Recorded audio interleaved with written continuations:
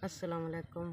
जे मेरे त्रै बच्चे हैं, त्रै मजदूर हैं, एक विशकारला पूरा हो गया, ये दो बच्चे हैं, दो वे मजदूर न मेहनत मजदूरी को नहीं अपना किसी की दिहाड़ी दरना करके तो भांडे धो के तो मैं टुक्कर पे खानी तो कदी दिहाड़ी लभदी है कदी को नहीं लभदी। बंदा भी मेरा बुढ़ा है तो अपना मेरा घर भी कोई नहीं, किसी दे मकाना में कदी कदाई होने कदी कदाई होने। मेरे पोतरे मजदूर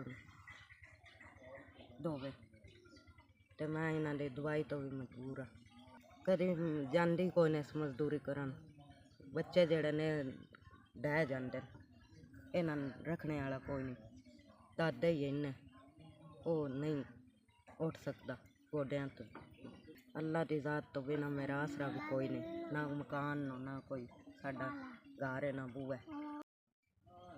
मेरे मेरा भला हो मैं लवाडा 5000 गले मैंने लभ गया इन्होंने बच्चों वास्ते मदद। अल्लाह चोखा देवे, अल्लाह बाला देवे। मैं किसी मने निकलने जो भी ने से मंजी तो बैठे मजदूर न त्रै आन, एक फोत हो गया, ये दो रह गए मेरे को।